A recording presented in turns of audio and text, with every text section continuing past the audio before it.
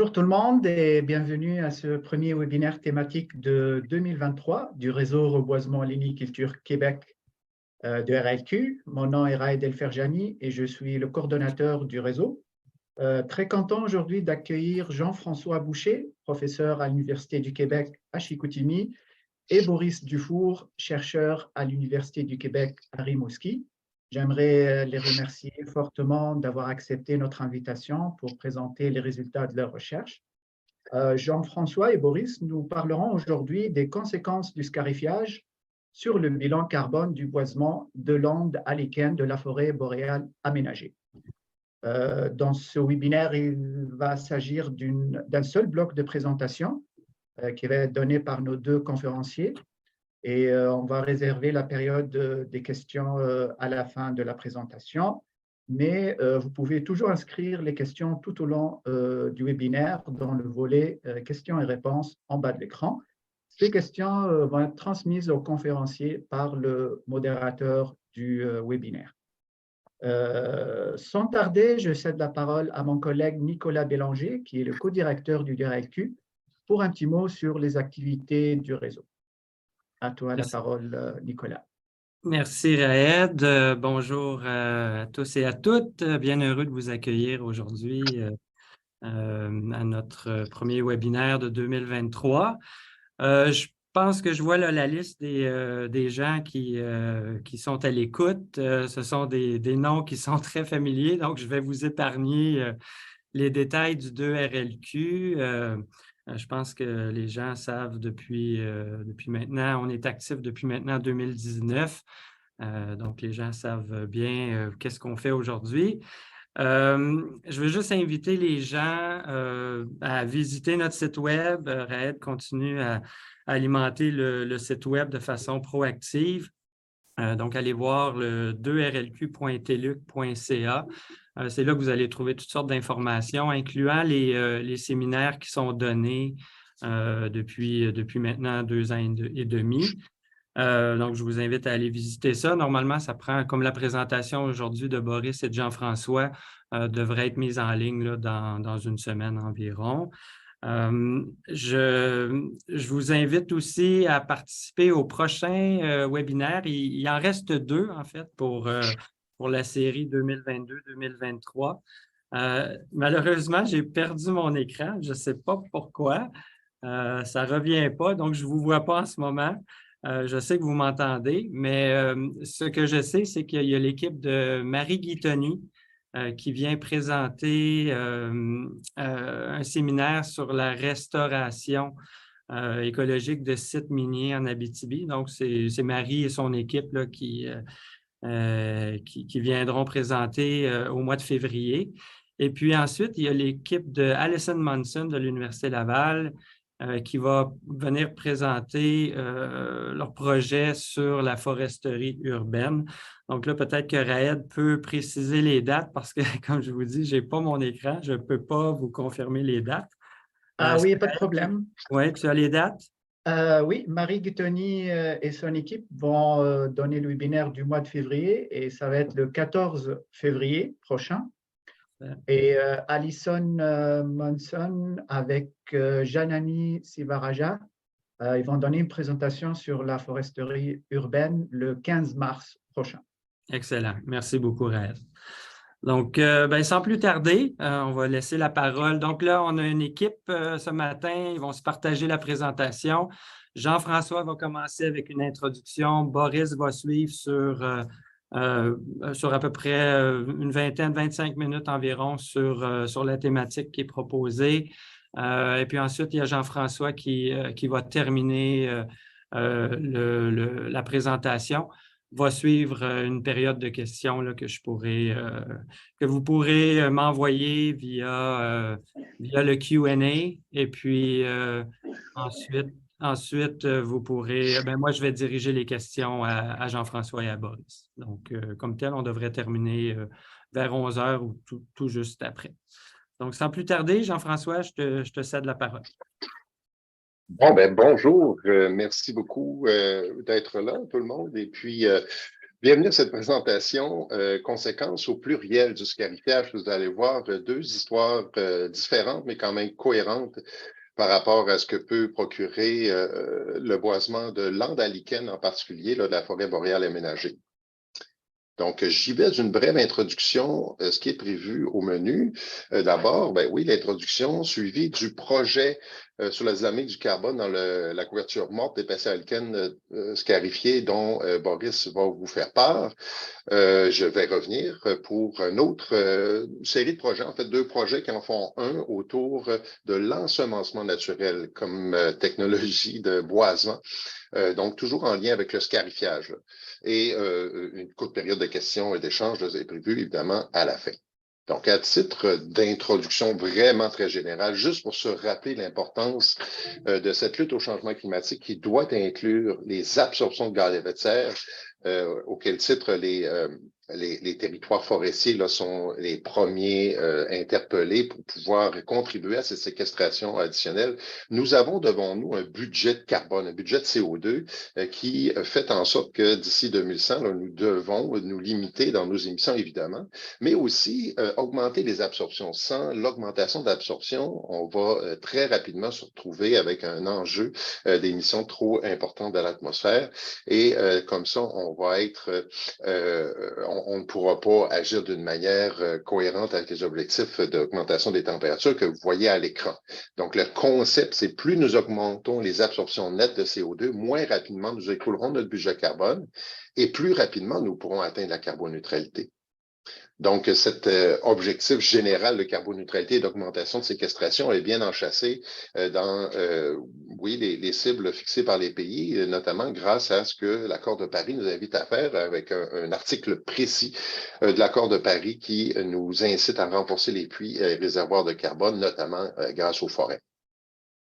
Donc, qu'est-ce qui se fait dans chaque pays va varier beaucoup. Ici, au Canada, à gauche, sans dire les détails, là, c'est à titre informatif, nous avons un plan de réduction, effectivement, qui est mis en œuvre. Vous allez le voir, avec des objectifs chiffrés pour le secteur des terres. Et à droite, du côté québécois, nous sommes très actifs quand même en matière de lutte au changement climatique, avec certains objectifs chiffrés par secteur. Et si nous regardons un petit peu en détail, sans regarder les chiffres comme tels, juste à titre indicatif, bien, on voit que du côté canadien, nous avons le secteur des terres qui est cité comme secteur mobilisé pour la lutte au changement climatique avec des absorptions actives qui devront être mises en œuvre pour arriver à nos objectifs, nos cibles qu'on s'est fixés. Alors que du côté québécois, nous avons là aussi certains objectifs chiffrés par secteur, mais il n'y a pas de secteur des terres qui est présent. Donc, nous n'avons pas d'idée présentement sur l'état des lieux quant aux absorptions et comment on pourrait augmenter ces absorptions.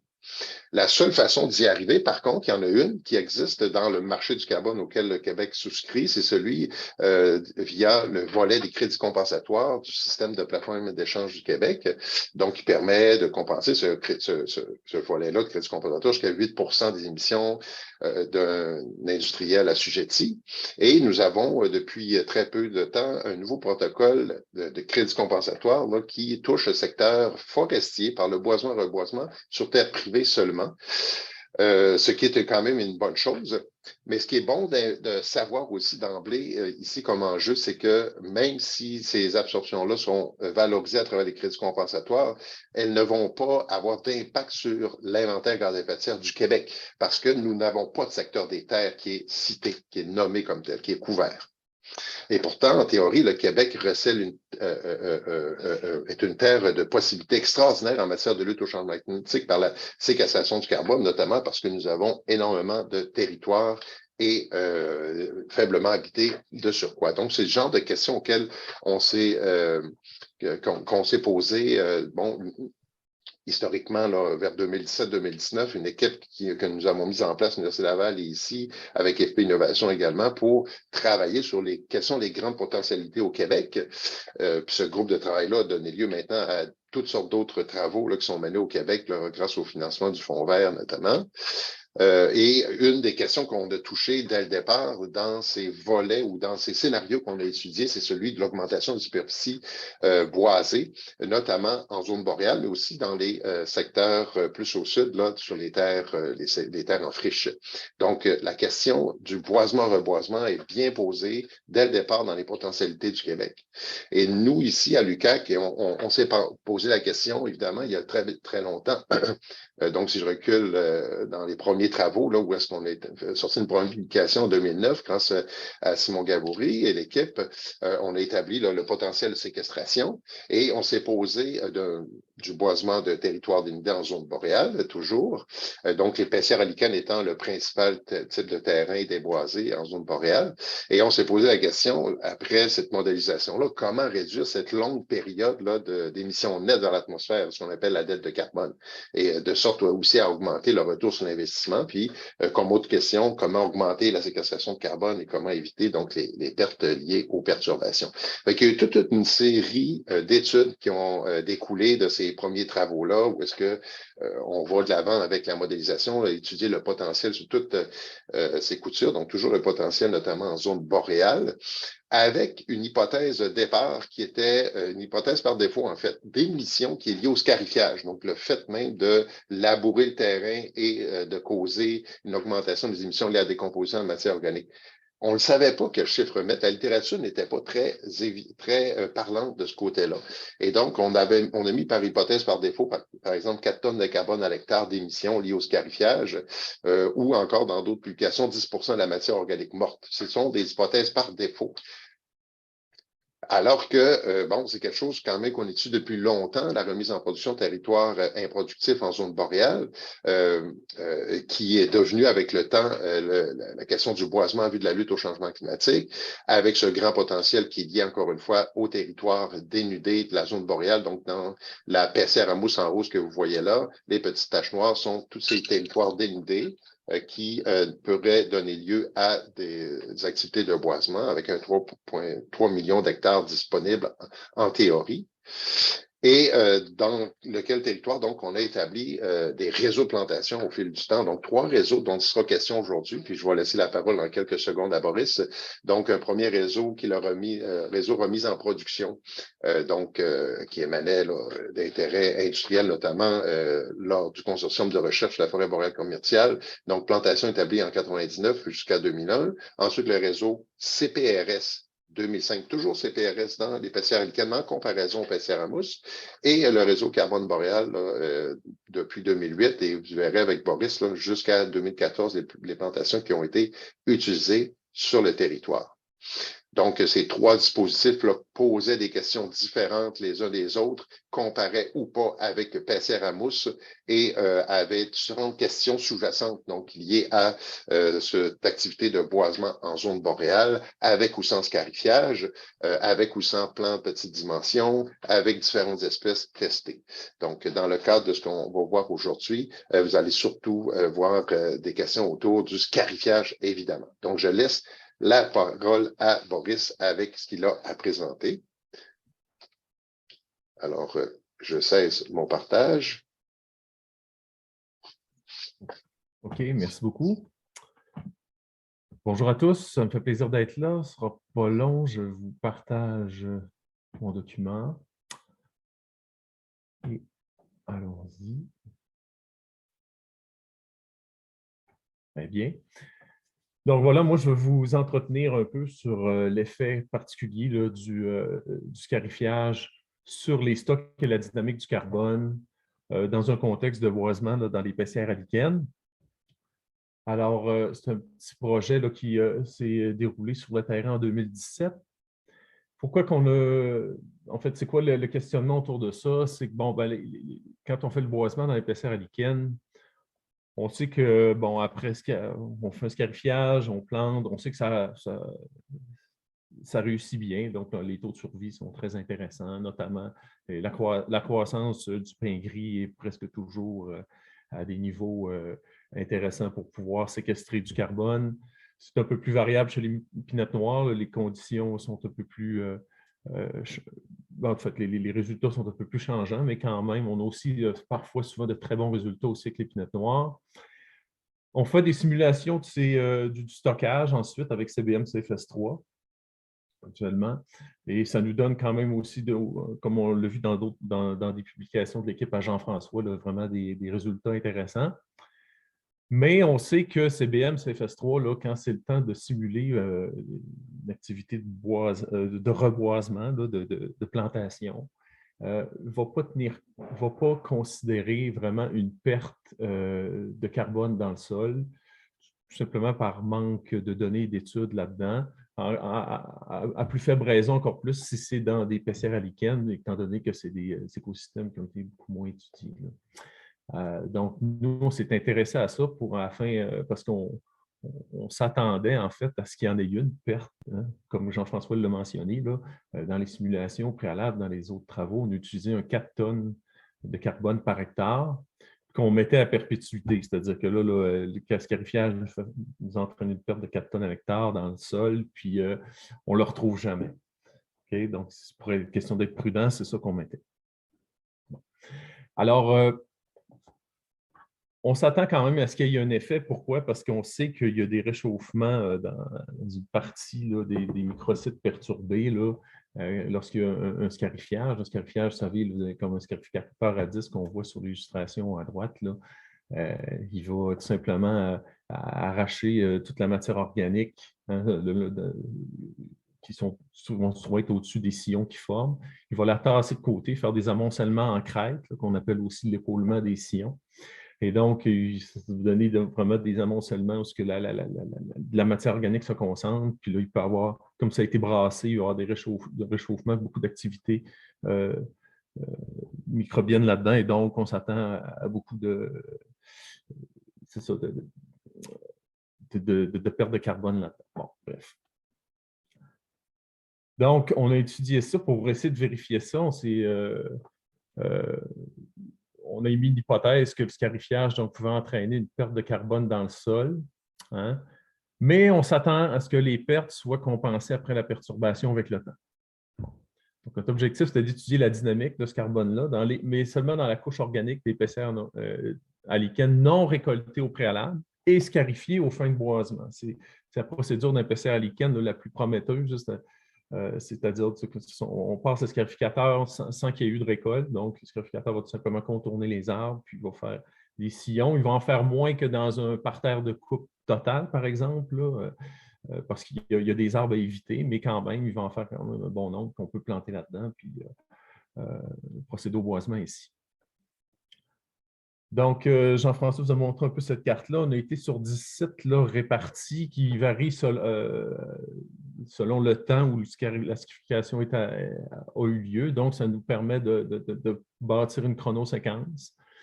Donc, une chronoséquence que, comme on échantillonne en 2017, puis que nos sites là, de scarification ont eu lieu entre 1999 et 2014, nous donnent trois étapes là, où on pouvait étudier. Là, on a 3 ans après scarification, 8 ans, 12 et 18 ans après scarification.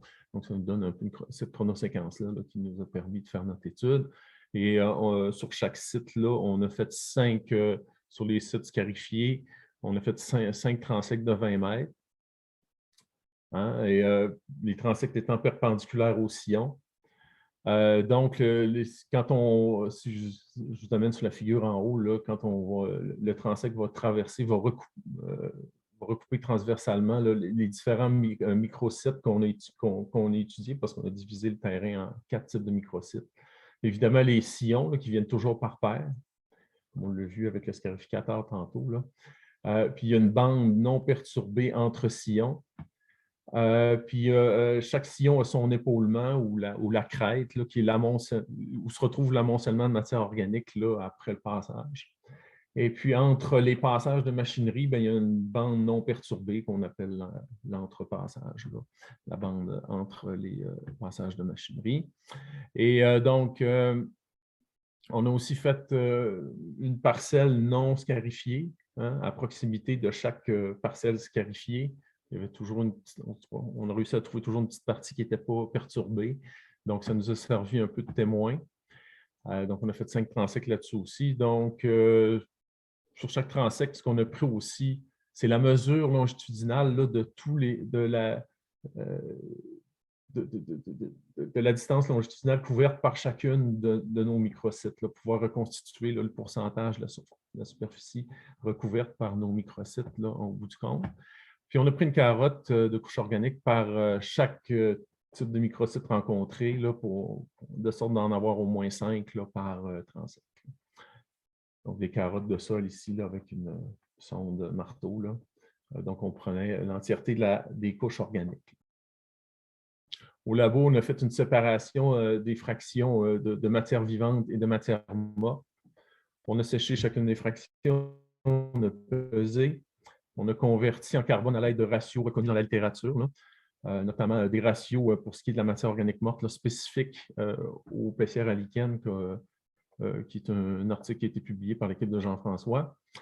Et donc, on s'est retrouvé donc avec des densités en kilogrammes par mètre carré qu'on peut aussi convertir en stock par tonne à l'hectare.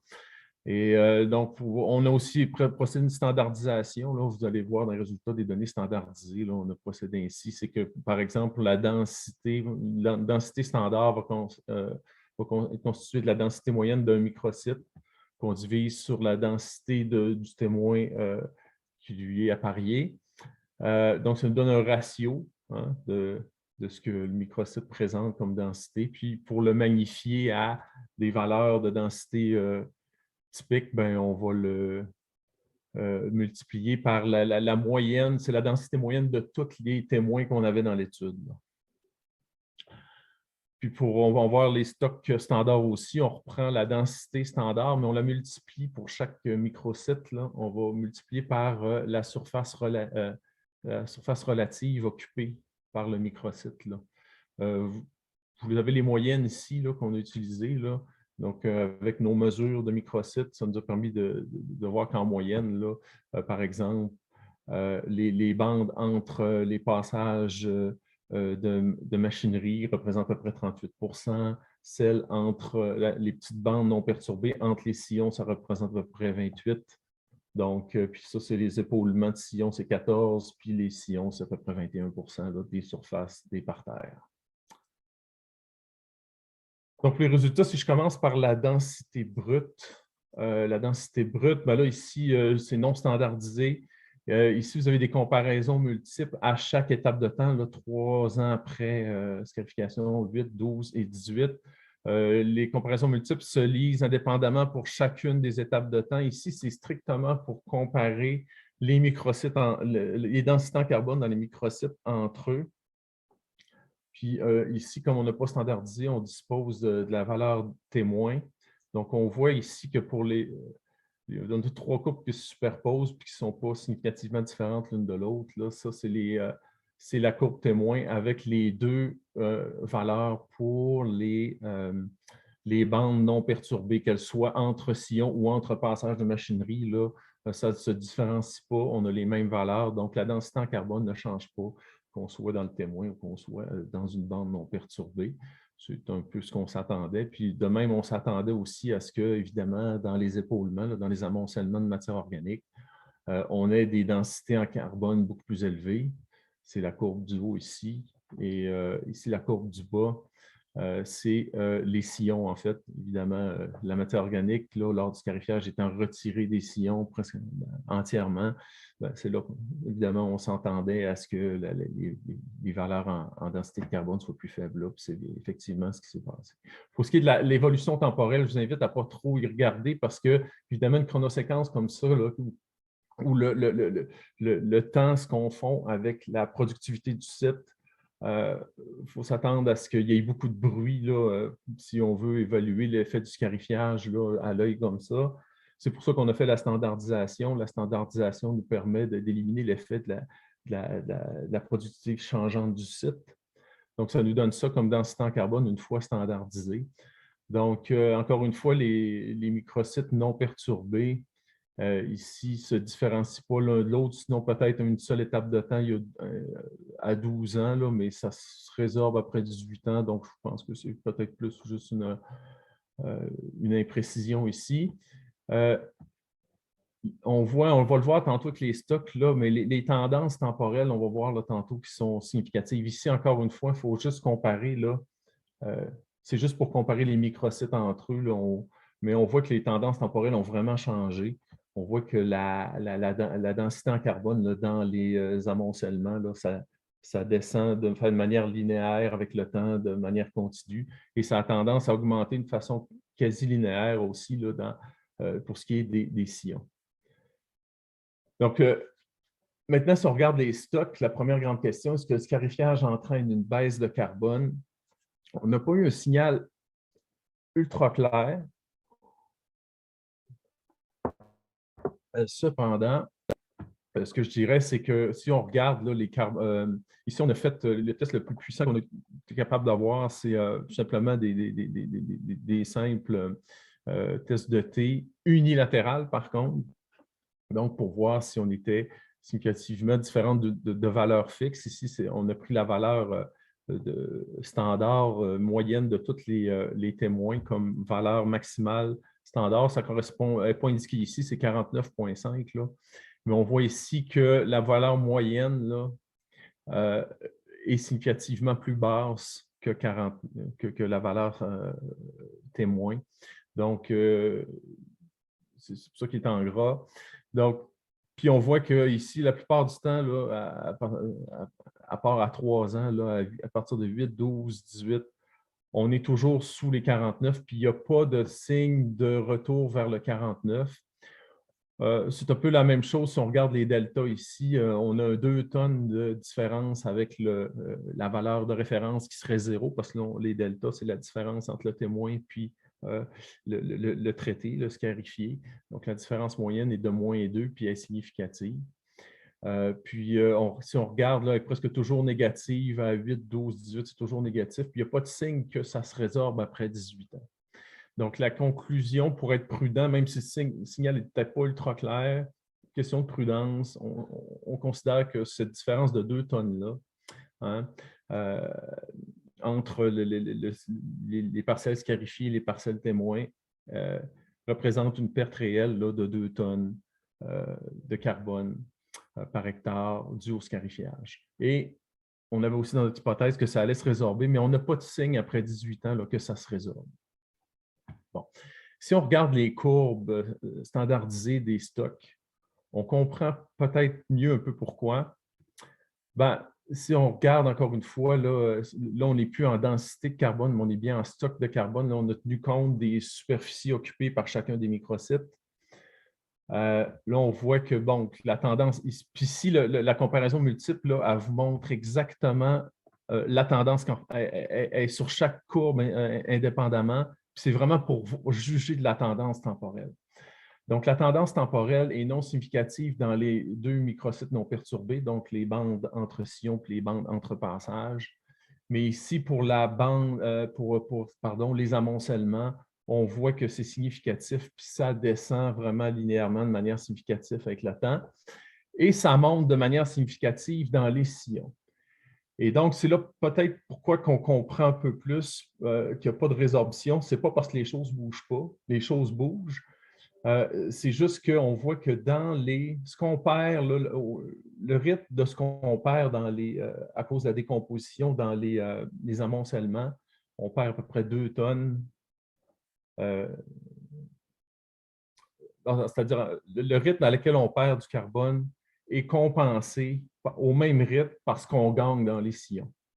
Okay? Donc, les 2 courbes évoluent à peu près au même rythme, mais dans des sens contraires. Donc, ce qu'on perd, encore une fois, dans les amoncellements est compensé parce qu'on gagne dans les sillons. Donc, la perte ne se résorbe pas après 18 ans. Donc, conclusion, le scarifiage va entraîner une perte de 2 tonnes de carbone à l'hectare. Cette perte n'est pas résorbée pendant les 18 ans de récupération couvertes par cette étude. Cependant, je vous ramène ce graphique-là des densités. Il semble que la densité dans les sillons et la densité dans les amoncellements semblent converger vers le même niveau de densité que les 2 microsites non perturbés.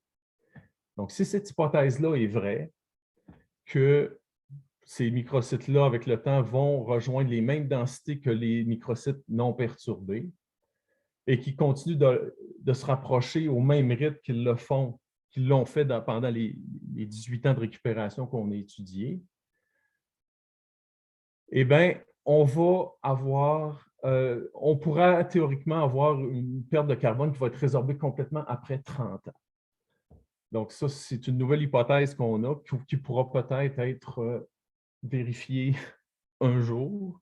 Là, dans 6-7 ans de ça, là, ça va faire 30 ans que les plus vieux essais de boisement dans les glacières aliciennes vont avoir été faits. Donc, peut-être qu'à partir de là, on pourra aller vérifier cette hypothèse-là. On ne sait pas ce que l'avenir nous réserve, on verra. Mais enfin, nos données nous suggèrent ça, que là, après 30 ans, on pourra avoir une résorption complète. Que tout le carbone qui a été perdu à cause du scarifiage va s'être replacé dû à l'écosystème qui se remet de la perturbation. Donc, je ne saurais vous terminer sans remercier nos précieuses aides de terrain ainsi que le CRSNJ qui a contribué à financer ces petits travaux-là. Et je vous remercie de votre attention. Je laisse la parole à Jean-François pour enchaîner. Pendant que Jean-François charge sa présentation, je vous invite déjà à commencer à poser des questions par rapport à la présentation de Boris, puis d'autres questions là, pour Jean-François, le cas échéant. Merci.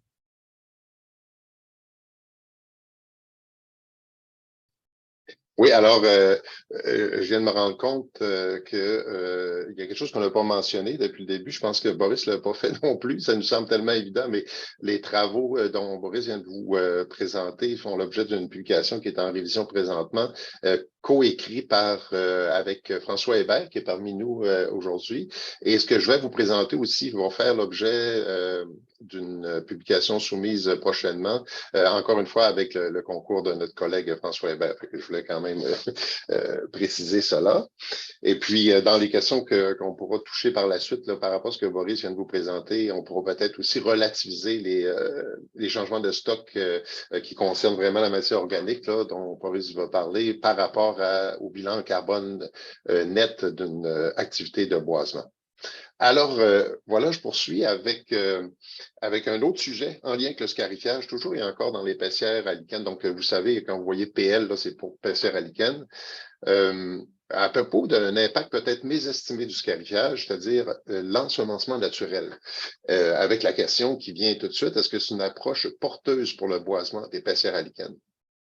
Donc, le point de référence initial, si on peut le dire, par rapport à cette grande question-là, c'est, je dirais, là, comme ça, deux études que j'aime bien placer comme le point de départ. En haut à gauche, vous voyez avec à droite un résultat, Saint-Pierre et Gagnon, donc ça date là, en 92, qui ont quand même été parmi les premiers à montrer que l'ensemencement naturel d'un site perturbé après feu, dans ce cas-ci, dans le cas des Pinot Noirs, se faisait rapidement après un feu. Ce n'est pas l'espèce climatique dont on pensait. Les Pinot Noirs, c'est une espèce qui est pionnière. En fait, dès que le feu arrive, bien, il y a ensemencement naturel et la période d'ensemencement, puis de germination, elle est courte. Donc, c'est ce qu'on voit en haut à droite.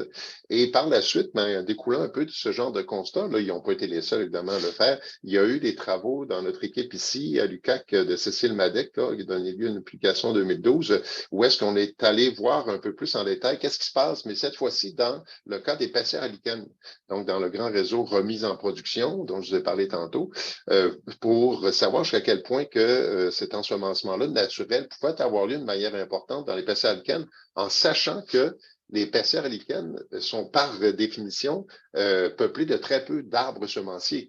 En théorie, donc, on pourrait s'attendre à moins d'ensemencement naturel dans ce genre de site. Et pourtant, on voit des taux d'ensemencement qui nous montrent des chiffres tout à fait suffisants, même pour arriver à un plein boisement suite à l'ensemencement naturel qui était accidentel, hein, parce que c'est des réseaux qui testaient l'effet de plantation. Donc, on est parti de là pour creuser davantage les questions. Quelques questions qui se sont posées d'emblée là, en lien avec les ensemencements naturels comme approche versus les plantations. Est-ce que la régénération naturelle dans l'épaisseur à lichen scarifié est abondante? Et indépendamment de la densité des semenciers, donc on voulait faire le lien avec le semencier, quelles sont les qualités requises de lit de germination dans l'épaisseur à lichen, scarifié? On connaît quand même certaines études qui caractérisent là, les bons lits de germination dans l'épaisseur à mousse, mais pour l'épaisseur à lichen, c'est relativement peu connu. Comment se compare la régénération naturelle, donc en termes de nombre et en croissance aussi, dans les épaisseurs à lichen scarifié par rapport à cette même régénération naturelle dans l'épaisseur à mousse aménagée, donc en se comparant avec la contrepartie productive, si on peut dire, sur le territoire.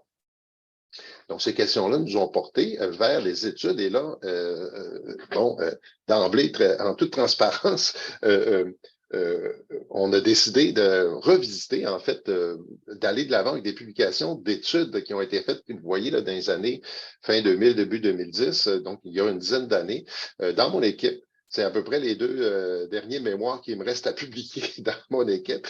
Des fois, ça reste sur les tablettes, comme vous savez, les mémoires, mais dans ce cas ici, on s'est décidé, avec des collègues ici à l'UQAC d'ailleurs, de valoriser ces résultats-là, parce qu'ils sont encore très, très bons, évidemment, et il y a des nouvelles questions de recherche qui émanent, qui nous portent à croire que ça vaut la peine de sortir ces résultats-là pour les mettre de l'avant et pouvoir continuer avec de nouvelles études là, sur le sujet de l'ensemencement naturel.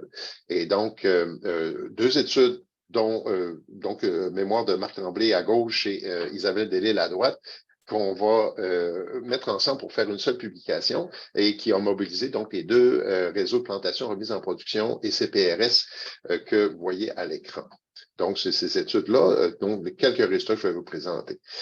Les questions qui émanaient aussi venaient du fait de la qualité des dispositifs qu'on a mis en place, là, donc qui testaient le fait de récolter ou de ne pas récolter dans l'épaisseur à lichen en comparaison avec l'épaisseur à mousse, et le fait de scarifier avec scarifier donc le sol, évidemment, avec et sans coupe au préalable. Donc, parce qu'effectivement, c'est tout à fait envisageable de scarifier à même les arbres présents, comme on peut voir sur la photo qui est ici, les arbres présents dans l'épaisseur à lichen, vu que c'est quand même très ouvert. Donc, on testait cette modalité-là en laissant donc les arbres semenciers sur place. Et en même temps, on laisse des stocks de carbone toujours actifs. Et avec là, un niveau de détail le plus fin possible pour comprendre la pluie de graines et aussi des qualités des lits de germination qui sont offerts par les activités du scarifiage. Bon, le tout, évidemment, là, je vous épargne les détails méthodologiques, mais avec des études très détaillées, minutieuses sur la qualité des lits de germination, le taux de germination des arbres qui sont ensemencés et à quel moment le sont-ils après scarifiage. Donc, je vous rappelle qu'il y a une série qui est du scarifiage qui a eu lieu en 1999 jusqu'en 2001 et une autre série qui est du scarifiage qui a eu lieu en 2005. Donc, équipé, pour ce qui est du réseau de 2005, équipé de chaudière là, pour faire la récolte de graines. Donc, la pluie de graines a pu être documentée, les graines ont été recueillies, comptées, évidemment, et même qu'une partie a été mise de côté pour faire des tests de germination en laboratoire. Donc, je ne vous en parlerai pas aujourd'hui. Il y a eu quand même quelques résultats intéressants là-dessus. Quelques résultats ici, donc en haut à gauche, on peut voir quand on compare l'épaisseur à lichen et l'épaisseur à mousse, donc PM pour épaisseur à mousse, avec les classes de hauteur des arbres, que de façon générale, les semenciers sont plus nombreux après coupe dans l'épaisseur à lichen, mais plus petits qu'en l'épaisseur à mousse. Donc, la raison est simple, c'est que l'épaisseur à lichen étant ouverte, laisse des arbres de classe intermédiaire, si on peut dire, là, qui sont non marchands, mais les laisse bien être représentés. Et donc, ce sont des semenciers potentiels. La définition de semencier étant ici porteur d'au moins un cône. Donc, c'est pourquoi il y a quand même un bon nombre de semenciers dans l'épaisseur à lichen, même après récolte, alors que dans le cas d'épaisseur à mousse, la plupart des arbres semenciers sont récoltés, évidemment. En bas à droite, là, on peut voir l'impact négatif, par contre, du scarifiage sur les semenciers. Évidemment, le scarifiage, en passant le plus possible aux 2 mètres, même dans l'épaisseur à lichen, là, a un impact sur quelques semenciers, même s'ils essayaient des éviter. Ensuite, le nombre de semis ensemencés. Donc, en haut à gauche, vous pouvez voir l'épinette noire. Sur quel type de site microcyte il a été ensemencé. Donc, perturbation, vous avez non perturbé et perturbé. Dans l'épaisseur à lichen en noir et l'épaisseur à mousse, excusez-moi, en gris. Et là, ce qu'on peut voir, c'est que, évidemment, on peut parler de réceptivité tout à l'heure, mais la perturbation est importante pour l'ensemencement, donc pour l'épinette noire. Et quand on regarde à droite, le fait de scarifier stimule l'ensemencement dans les portions perturbées, donc c'est-à-dire là où se trouvent les sillons de scarifiage. Et quand on traduit ces nombres absolus-là en standardisant par rapport à la représentativité de chacun des types microcytes perturbés et non perturbés, bien, on voit que la réceptivité est très, très élevée dans les sites scarifiés, la portion perturbée des sites scarifiés. Donc, comme on peut voir, les sites préférentiels d'installation de semis sont clairement dans les sillons de scarifiage comme tels. Et on obtient à peu près la même chose là, avec l'ensemencement de pain gris qui avait été aussi suivi. Donc, pain gris qui était davantage représenté dans les sillons de scarifiage, mais quand même assez surprenant dans les sites non scarifiés également, dans les microsites, on a trouvé du pain gris. Donc, quelle est la qualité des lits de germination où se retrouvent les semences des deux espèces, mais notamment l'épinette noire? C'est clairement dans la matière organique morte, donc les espèces de renversés dont Boris vous a parlé, qui est présent adjacent aux sillons, mais aussi un peu dans les sillons comme tels, de même que dans le sol minéral que les sillons révèlent. C'est là que se retrouve le plus grand nombre de semis par mètre carré, de façon quand même très, très largement préférentielle. Ensuite, pour le réseau CPRS 2005, ici, on peut voir d'autres types de résultats. Je vous rappelle que le réseau CPRS 2005 testait avec et sans coupe l'effet du scarifiage. Donc, quand vous voyez DST2, c'est T pour traitement, là, ça, c'est lorsque on combine coupe et scarifiage. DST1, c'est lorsque c'est scarifiage seul. Et là, voilà, donc ce qu'on peut voir ici, qui est assez, je dirais, éloquent, c'est à droite, on peut voir que, d'une part, d'abord, à gauche, installation rapide et massive des semis d'épinette noire, conformément à ce qu'on a pu voir ailleurs, par exemple dans la PCR à mousse, c'est vraiment très rapidement qu'a lieu la germination après scarifiage.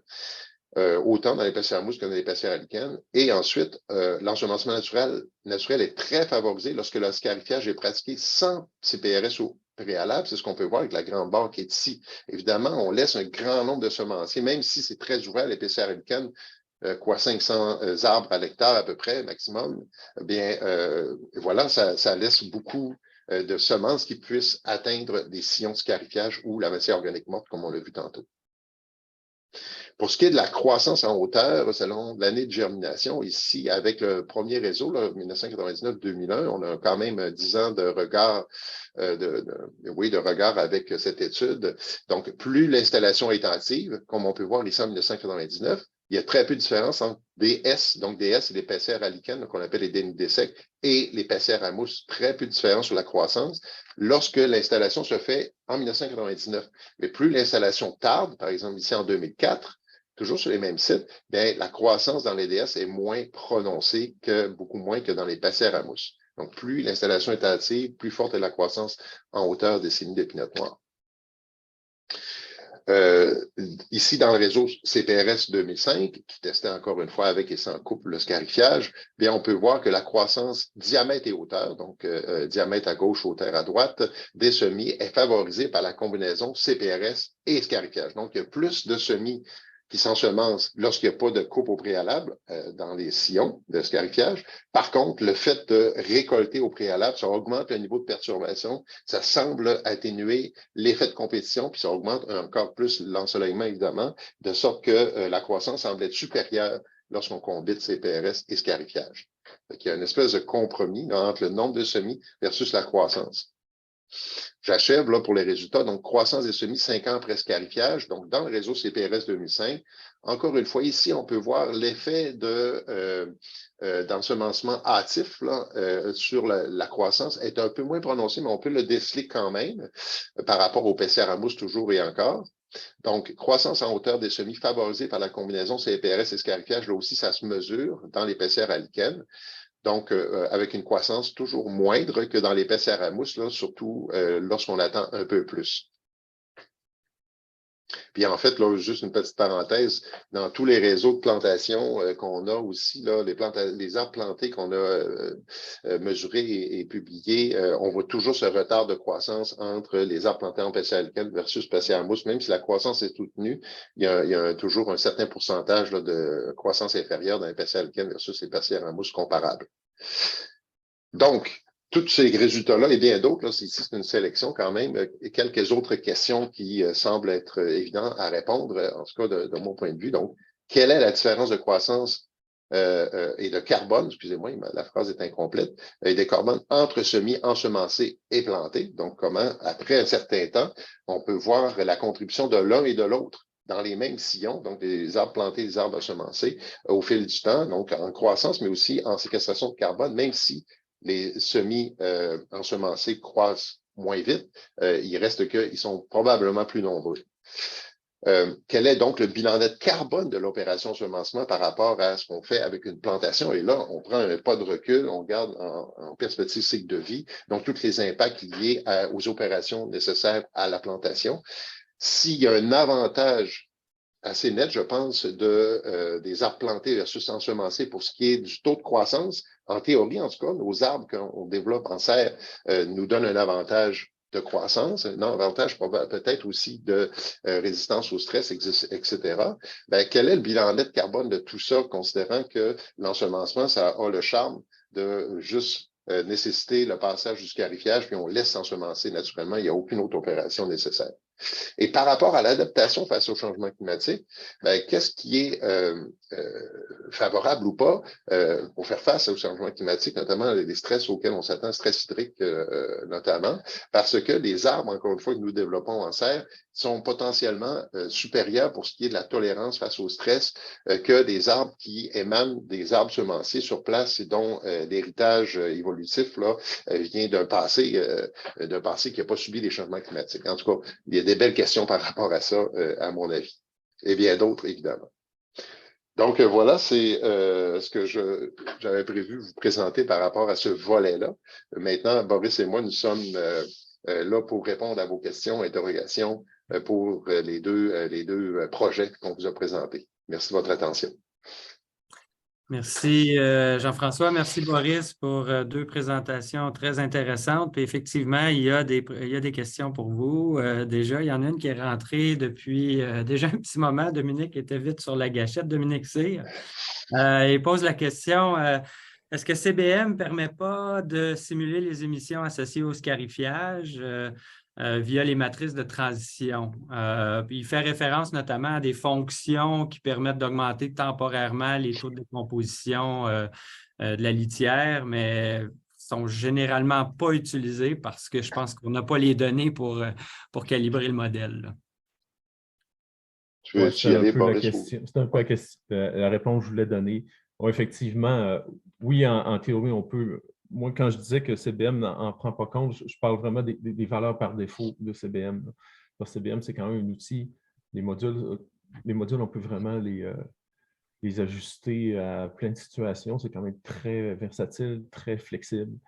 Puis effectivement, on peut aller jouer dans ces valeurs-là pour simuler l'effet du scarifiage et de bien d'autres choses. Là. Par contre, quelle valeur mettre? Là? Donc, c'est un peu comme Nicolas vient de le dire. Là. Ça nous prend des études, puis ça nous prend des données pour savoir quelle valeur mettre, puis avoir quelque chose là, de crédible là, pour avoir un résultat. Oui, vas-y, Jean-François. Puis en plus, on ne peut pas trop contrôler ce qui va arriver dans la dynamique. Donc, c'est pour ça qu'avec le temps, on s'est habitué avec les modélisations de faire manuellement nous-mêmes l'opération de perte liée au scarifiage. C'était compliqué avec CBM. Une des façons, d'ailleurs, qui a été conseillée par l'équipe à Werner Kurtz, là, c'était d'y aller avec un changement dans la température lié au modèle pour stimuler la décomposition. C'était comme une façon détournée, mais il n'y avait pas encore de matrice précise qui touchait l'effet du scarifiage dans la matière organique morte comme telle, d'où le besoin d'y aller manuellement. D'accord. Merci, messieurs, pour cette réponse. Il y a Jérôme Lagagnère. Bonjour, Jérôme. Question pour Boris, en fait. Pourquoi échantillonner seulement la couche organique? Parce qu'avec le scarifiage, il y a la couche organique qui est souvent mélangée avec le minéral. Question d'inversion et tout ça. On connaît un peu la mécanique. Donc, est-ce que c'est pas un défi d'échantillonner? Est-ce que ça n'a pas été un défi pour vous d'échantillonner? Puis j'imagine que ce qui le motive, c'est dans vos constats de dette là, ou de perte dans le sol, est-ce que ça ne serait pas peut-être lié à l'échantillonnage qui est effectivement quand même assez exigeant là, quand on a un paysage chaotique comme ça, de capturer toute la variabilité, là?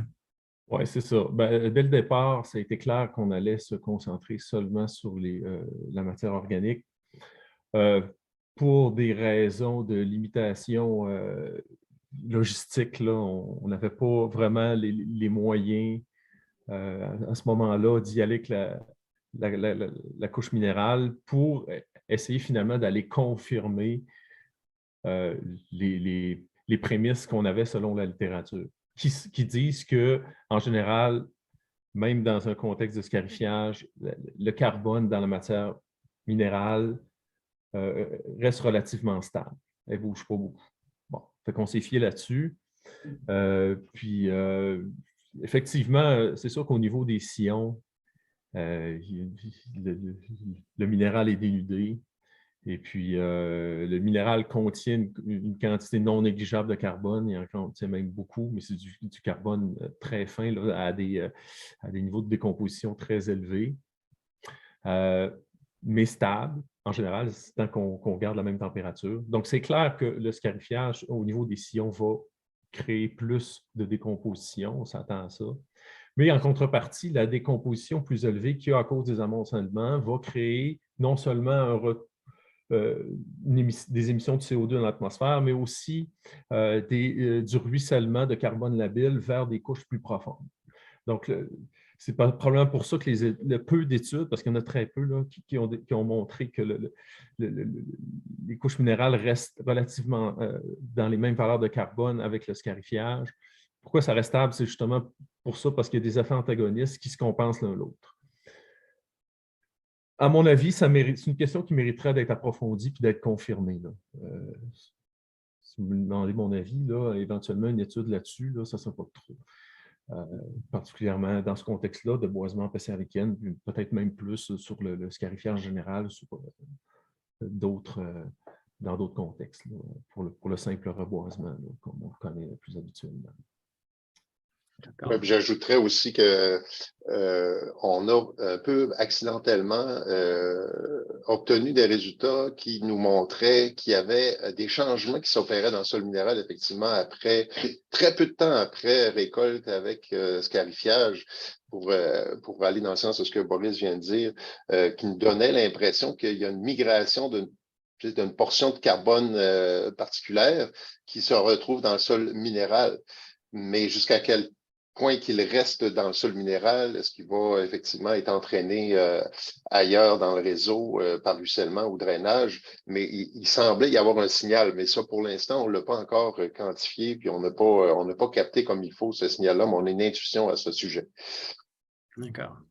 Il y a Dominique qui revient à la charge en disant « Désolé, matrice de perturbation, pas de transition ». Puis il dit effectivement, les paramètres sont souvent difficiles à trouver là, en matière de décomposition. Donc, d'où l'importance de vos travaux et il vous dit merci. Puis moi, je vous encourage d'ailleurs, moi, je fais des travaux sur la décomposition de la litière, mais plus pour le sud, mais effectivement, il en manque pour la forêt boréale. Je vous encourage à aller chercher ces données-là si possible. J'ai peut-être une question pour vous par rapport à la dette de carbone là, à court, moyen terme. Est-ce que ça ne pourrait pas être compensé? Nous, ici, dans le Sud, on fait quand même beaucoup de fertilisation avec des matières résiduelles fertilisantes.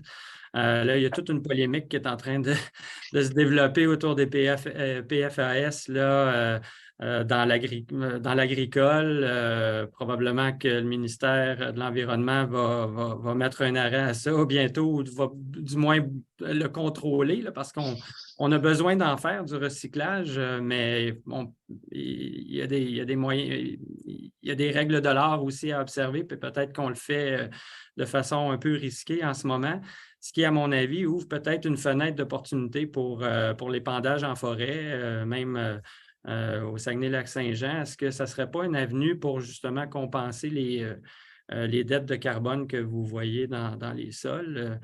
Parce que l'épandage de biosolides papetiers, par exemple, on peut facilement considérer une centaine de tonnes à l'hectare.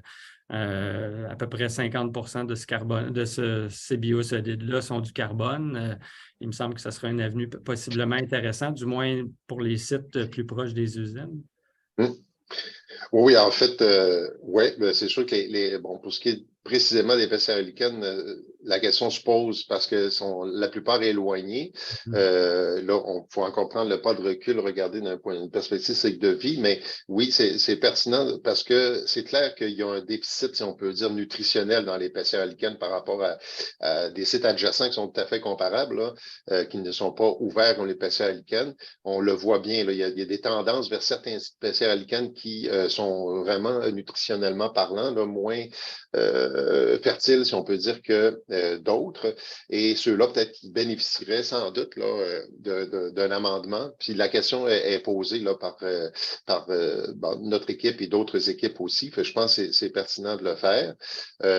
D'autre part, pour ce qui est des sites aussi au nord que ça, les questions se posent pour ce qui est de l'efficacité, le rendement, les coûts, évidemment les émissions qui sont liées au transport, à la machinerie, mais c'est pour ça d'ailleurs que des approches qui vont un peu dans le sens inverse, c'est-à-dire qu'on limite tous ces efforts-là pour optimiser le bilan, qui sont aussi testés comme l'ensemencement naturel. Et puis par ailleurs, on se dit, ces émissions-là qu'on a rencontrées, là, d'ailleurs, Boris l'a pas dit, probablement qu'il me laissait un peu le punch à ce sujet parce qu'on l'a inclus dans la publication qui est soumise, c'est que on se dit que les émissions qui sont liées au scarifiage, là, qui sont maintenant beaucoup plus précises qu'avant avec les 2 tonnes dont Boris vous a parlé, ils sont facilement compensés par la croissance même des arbres qu'on plante, ou probablement les arbres ensemencés aussi. Donc, on a un calcul rapide là, pour l'épinette noire, ça prend 4 ans à peu près de croissance d'une plantation d'épinette noire pour compenser les 2 tonnes et 3 ans pour une plantation de pin gris. Fait que, en relativisant ces chiffres-là, on peut voir que dans le fond, c'est quelque chose qui est surmontable, si on peut dire, en peu de temps.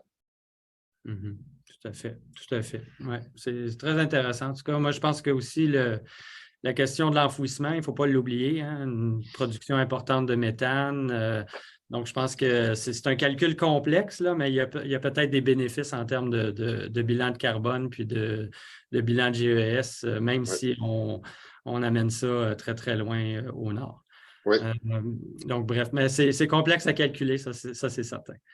On n'a pas fini. Non, c'est ça. Bon, merci, messieurs. Très intéressant. Puis, je vais céder la parole à Raed pour le mot de la fin. Merci à vous. Au plaisir. Merci beaucoup, Nicolas. Un grand merci à Jean-François et à Boris pour ces excellentes interventions d'aujourd'hui. Un grand merci également pour l'audience, pour leur intérêt aux activités du DRLQ. Je rappelle que ce webinaire a été enregistré et sera mis en ligne très prochainement sur le site web et la chaîne YouTube du réseau. À la fin, j'aimerais rappeler que le prochain webinaire du mois de février sera consacré au thème numéro 2 du DRLQ, restauration écologique des sites perturbés et anthropisés. Et ça va porter précisément sur le reboisement et la restauration écologique des sites miniers, notamment en Abitibi, par des chercheurs de l'équipe de notre collègue Marie Guittoni, co-chercheur au DRLQ et professeur à l'Institut de recherche en mines et environnement. Alors, sur ce, je vous souhaite une excellente semaine et je vous donne rendez-vous le 14 février prochain. À bientôt.